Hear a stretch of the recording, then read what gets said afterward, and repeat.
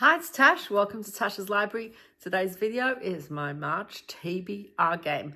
Super exciting. Now, February had a lot of long books, so I'm going to try and get some short books in for March just because I need a break from long books. Even though I love them, I just need a break. Also, I'm doing the Buzzwordathon and I'm going to try and do both the cover and title prompts. So the cover prompt is a book on the cover and the title prompt is the word thing in the title. So I'm going to try and get books on my TBR that fit those prompts. Without further ado, let's go to the board. All right, and this is the board. I move around anti-clockwise with my trusty little Lego Eeyore, and depending on where I land, I pick up a corresponding colored card. Purple is from cover to cover, which are cover prompts. Blue is what's in a name, which are title prompts. Yellow is all in the making, which are publication details. Red, it's a vibe, which are settings and tropes. And green is It's So Random, which gets me to play a whole other game like Pick a Wheels. I throw 2 dice. If I throw a double, I add an extra roll. So without further ado, let us begin with roll number 1. And that's a 6. 1, 2, 3, 4, 5, 6. It's a blue prompt. And this one is a 4+ words in the title. All right, and we got a what's in the name and 4+ words in the title. And for this one, I'm going to read The Dead Cattail Assassins by P. Jelly Clark. I have really enjoyed Clark's work. I've read The Black God's Drums, Master of Jean, The Haunting of Tramcar 015, and I have really enjoyed all of them. So I'm looking forward to this one.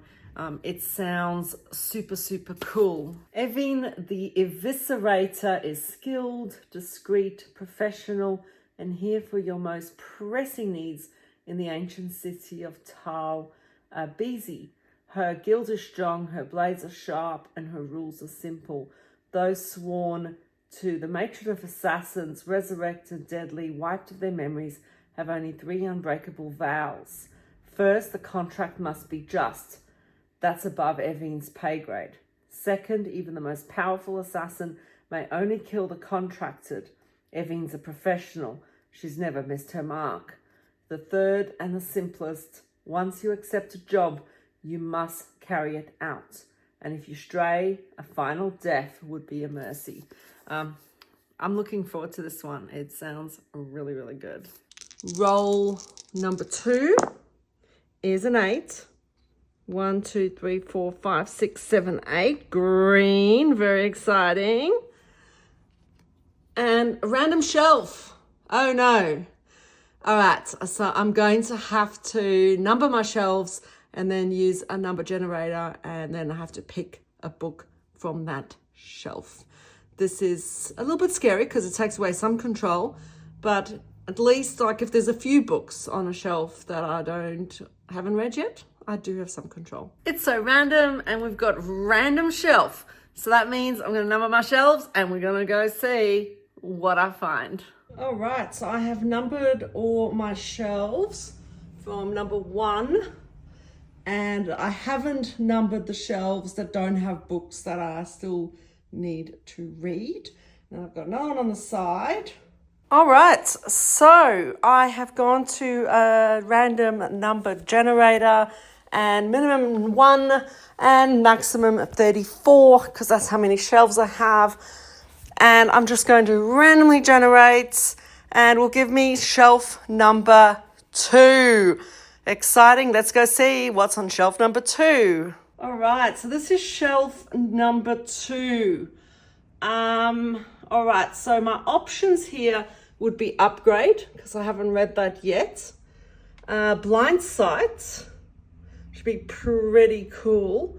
I could also continue a series and read Foundation and Earth, or I could start I, Robot.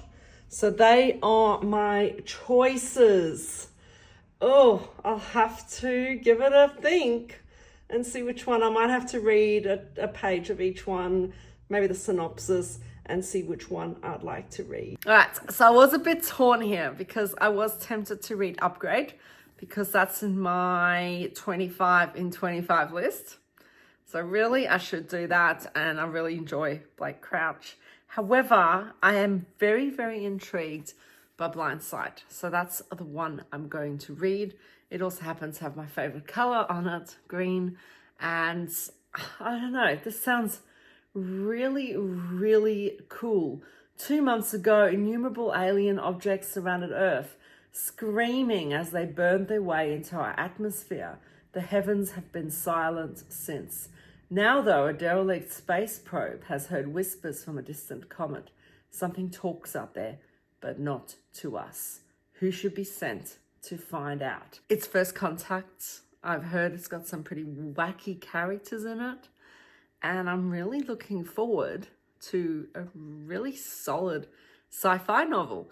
So Blind Sight it is. Roll number 3 is a 6 and a double.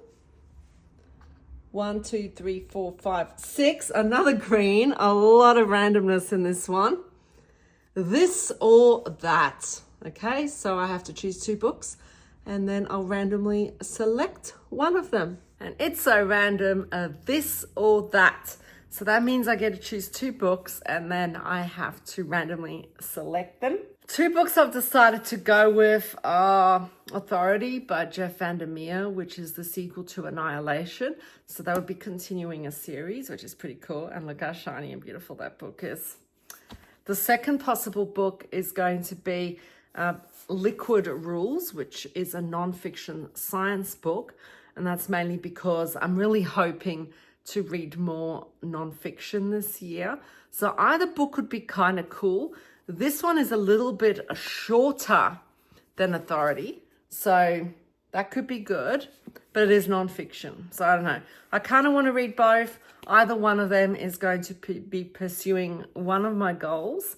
So what I've decided to do is to create a little spinner wheel. So what I've done is I've just done some repetition of the books and I'm just going to click on it and see what comes up.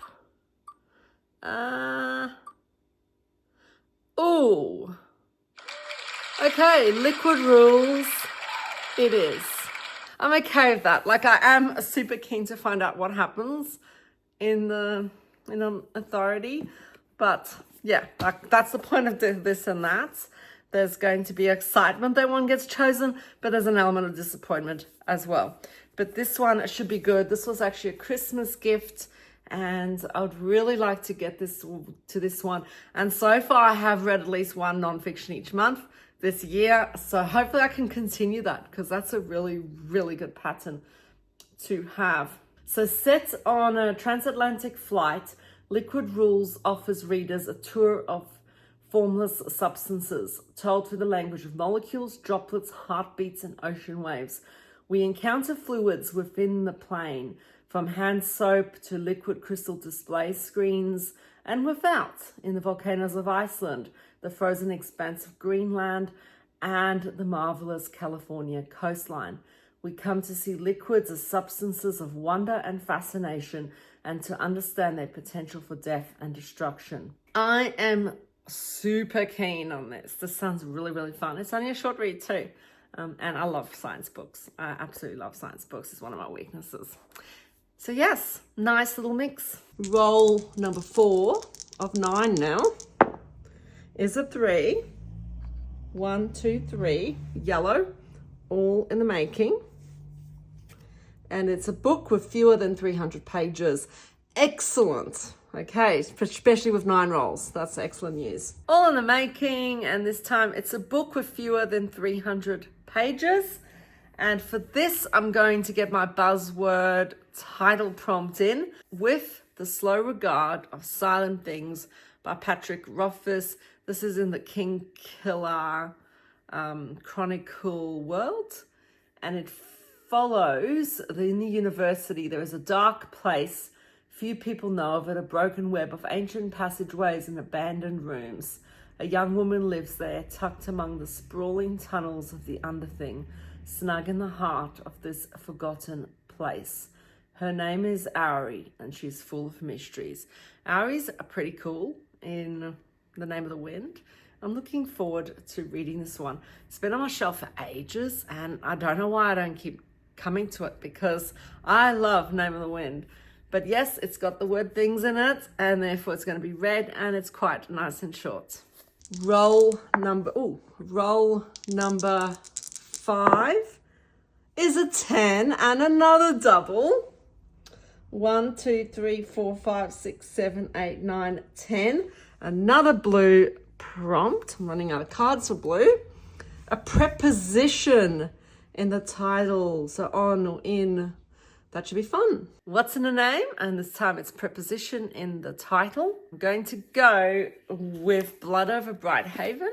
This has got over in it, which is a preposition. And this sounds really cool. I've wanted to read this for ages. It's just, everyone raves about it. And it sounds like dark academia, I think. Let me see if I can find a synopsis, because there's no synopsis on the back.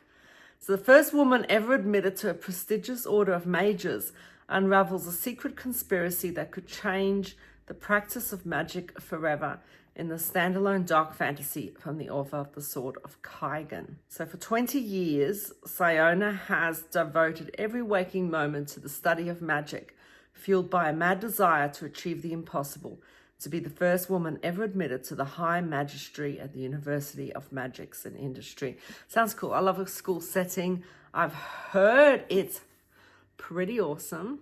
So Blood Over Bright Haven by M.L. Wang is what I'm going to read. Roll number 6 is a 9.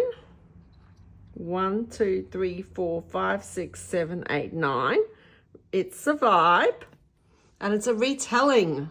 Ooh, interesting. It's a vibe, and I have a retelling, and I'm going to choose another short little one. So this is Thornhedge by T. Kingfisher. I believe this is a retelling of Sleeping Beauty, so that fits it. I don't know much else about it.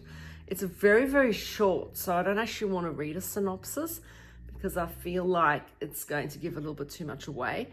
I just want to go in knowing it's a retelling, and that's all. I have loved most of the T. Kingfishers I have read. Therefore, I'm super looking forward to it. Roll number 7 is a 3. 1, 2, 3, purple from cover to cover. And it's a spring cover. From cover to cover, a spring cover, and I can't resist. I'm going to get a book I really want onto my TBR, and it's also going to meet the Buzzwordathon cover prompt, and that is Emily Wilde's Compendium of Lost Tales. It has books on the cover, so that's awesome. Very cute little snail as well. So this is the 3rd book in this trilogy. I believe it's the last book, and it follows Emily Wilde, who's a scholar of fairy, and the first one is where she is trying to compile an encyclopedia of fairies, and therefore goes to this fairly isolated spot to study them. It turns out she's not very good at people, despite being an awesome academic, and is helped by one of her colleague/rivals, who is a charming character. They're just really fun. The first 2 books I've given solid 4 stars to. Really enjoyed them, and I'm super looking forward to this one. And it's very spring-like on the cover. Look at all those flowers. Roll number 8. It's a 4 and a double. 1, 2, 3, 4. Oh, I'll have to get all my other blue cards. A relationship in the title. So that could be like daughter or wife or cousin, anything like that. What's in a name? It's a relationship in the title. I'm going to stretch this a bit because yes, I could go with sister or daughter or something like that. But I do actually want to get this book onto my TBR, and it technically is a relationship. So that's assistant to the villain, because an assistant is a relationship. It's your relationship to somebody else. You are somebody's assistant. I think that fits. And this, I believe, is sort of a romantasy type book, but it sounds kind of cool because romance is not my thing. But I do want to try this one because it sounds fun, and I know the sequel is out now, and I want to see whether I actually want to purchase the sequel or not, because I like to only read the first book and then decide. So with her ailing father and younger sister to support, Evie's employment status isn't just important, it's vital. So when a mishap with Renadorn's most infamous villain results in a job offer, naturally she says yes. No job is perfect, of course, but even less so when you develop a teeny crush on your terrifying, temperamental, and undeniably hot boss. Don't find evil so attractive, Evie. So I think the only possibility this may not work for me is because I'm not a fan of the bad boy. I tend to see those as fairly toxic romances. So hopefully it doesn't go that way, but I'm going to give this a go. I own it. I want to try it. And it does sound fun. And I know a lot of people have really enjoyed this. All right. If I land on a blue again, I'm going to have to get all the blue cards I've already pulled in previous months and reshuffle them. Because once I pull them, I don't add them back, just to give me a chance to recycle through all the prompts.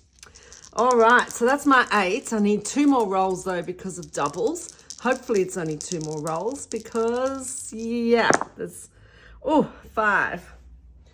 1, 2, 3, 4, 5. And it's a blue, so I'm going to have to go collect all my blue cards. Right, I've got all my blue cards that I put aside. So they're all back in play now. I'll just reshuffle them. And yes, anything can come up now. Which is kind of cool because that means I've gone through all my title prompts over the last several months. All right, let us pick top card. And it's a sense or an emotion in the title. So that could be happy, but it could also be taste, for example. Excellent. Another title prompt, and this time a sense or an emotion in the title. I'm going to go over reread for this one, just because this is a book I've been meaning to reread for quite some time. I really, really love it. And that's The Long Way to a Small Angry Planet. Angry is an emotion, by Becky Chambers. It is just a super, super fun book. I have enjoyed this whole series, and I'm looking forward to actually going back to the first one. So when Rosemary Harper joins the crew of the Wayfarer, she isn't expecting much. The Wayfarer, a patched up ship that's seen better days, offers her everything she could possibly want. A small quiet spot to call home for a while, adventure in far off quarters of the galaxy, and distance from her troubled past. But she gets more than she bargained for with the Wayfarer. The crew's a mishmash of species and personalities. And yes, they are super fun. I really enjoy the characters in this. No, it's not very plot heavy. Yes, it's just very cozy and sweet. And that's why I love it. I love Becky Chambers in general. And this is definitely one of my favorite series. So I'm looking forward to getting back to this one. And final roll, hopefully, is a 7. 1, 2, 3, 4, 5, 6, 7. A cover prompt. And it's an animal on the cover. Excellent. That should be fun. I do like my animals. And final roll is from cover to cover, and it's an animal on the cover. I love animals on the cover. And this one, I'm going to pick the Spell Shop. And that's because over here you do have a little winged cat. Not very obvious. It took me a while to find this, but I didn't want to try and get this book onto my TBR because I bought it last year. It was one of my it was one of the books I really wanted to get to. And I know I don't like romance books, but this sounds really cozy and fun. And I do enjoy the cozy sort of stuff. Like I loved Legends and Latte and that. What I don't like are the heavy romance ones. Cozy, I can deal with. So Keela has always had trouble dealing with people. And as a librarian at the Great Library of Elysium, she doesn't have to. She and her assistant Kaz, a sentient spider plant, that sounds cool, have spent the last 11 years sequestered among the Empire's precious spell books. But when the library goes up in flames, Keela and Kaz have to flee to the faraway island where she grew up. To her dismay, in addition to a nosy and very handsome neighbour, she finds the Empire has been draining power from the island and she's determined to make things right. So, and it just sounds kind of like it's going to be a really cozy, fun read. And I'm really looking forward to getting to this one. And that kind of means I've got a really nice mix for March. I'm really looking forward to March. I'm adding a segment to this video because for February, I actually did notice that I had a double. So I should have added an extra roll to my TBR. So what I've decided to do for March is read 3 short stories to make up for that. Because I was gonna maybe add an extra roll, but you know, I ended up with 10 anyway. So I thought, you know what, I'm going to just do some short stories. And the reason for that is because I have this big chunk of a book called The Big Book of Science Fiction, which is edited by Anne and Jeff Vandermeer. And this looks really cool. Now, I love science fiction short stories, I have discovered. I did not know this about myself. I thought I didn't like short stories. It turns out I quite do. It just depends on the short story. But anyway, this is a big chunk of a book. This is like 1,200 pages. And like, just to give you a sense, this is a 500-page mass paperback. And look at the comparison of that. And then it's also like each page is like double columned, really thin paper. This is a chunk. So many short stories in here. So it's a little bit overwhelming. And what I thought I'd do is use a spinner wheel. I'm going to use a spinner wheel. I've put all of the stories into the wheel and I'm just going to randomly pick 3. Now, I'm not necessarily going to do this every month because it really depends on how my TBR game goes and how much time I have, but maybe I will. Maybe I will just pick a few, and it's not like I have to read them, but it will get me to maybe look at some of these and gradually work through this chunk of a book because it's a bit overwhelming to think that I'm just going to sit down and read it. That's not going to happen. I really need to be reading it in segments. And I did start this a few years back and I did read 3 or 4 of the stories. I came across a story I didn't like very much and then I just stopped doing it. So back again. All right, so I'm going to go to my spinner wheel and screen record and we're going to see what I get. Okay, so here it is. And what I'm going to do is a spin. Now I've made it kind of like sciencey colors. It's got a cool robot in the middle. All right, and let's see what I get for my first one. Ooh, I'm a bit nervous. Let's see.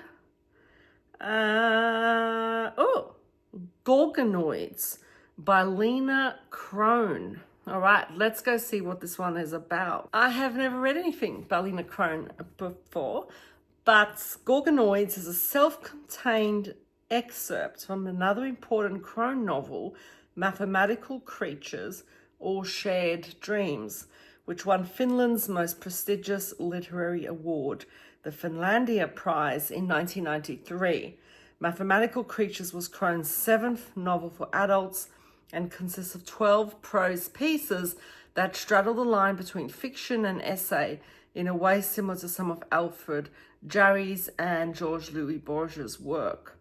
They are linked thematically by a discussion of the relationship between self and reality, and Gorgonoids is among the most playful sections in this anthology. I'm intrigued. I'm not liking the idea of essay, but intrigued. All right, let's go to the second spin. And here we go. Oh, but nervous. Let's see. Hopefully it's could be an author I like and have read before. Oh, Snow by John Crowley. Let's see what this one's about. All right, I don't know John Crowley at all, but he's a US fiction writer, screenwriter, and teacher who gained enduring devotion from a legion of fans for his fantasy novel Little Big. Okay, Little Big. I have heard of that, I think. But anyway, so Snow, 1986, was a finalist for both the Hugo and Nebula Awards. Like many of his works, Snow deals with the themes of memory and loss. Intrigued as well. It's kind of a cool way to discover new authors. So see what this one is like. Let's go back to the wheel for the third and final short story.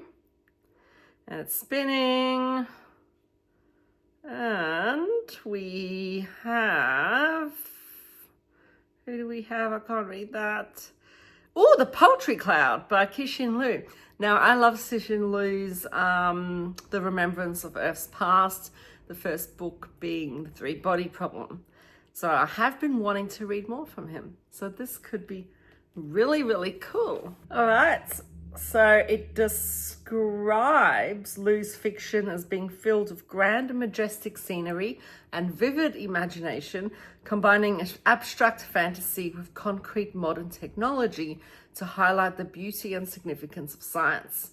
That is certainly true of The Poetry Cloud, which is one of the most brilliant and inventive stories in this anthology. Exciting. In it, Liu performs the nearly impossible feat of combining and reinventing several science fiction tropes in a joyful, kinetic, and genius-level narrative performance. That sounds pretty cool. I'm looking forward to that one a lot. And that's my TBR. 10 wonderful books. I've got a couple sci-fis, some good fantasies, a little bit of romance in there. I've got a non-fiction book, got a nice reread, like more serious, more cozy. Should be a really good mix. And I've got some nice short books as well. So even though I have 10 books, it's going to feel a little bit different from February, where I had 8 chunky books, which was, it sort of felt like they were just never actually finishing. So yes, and I am very excited for this TBR. Thank you so much for watching. And until I see you next time, take care.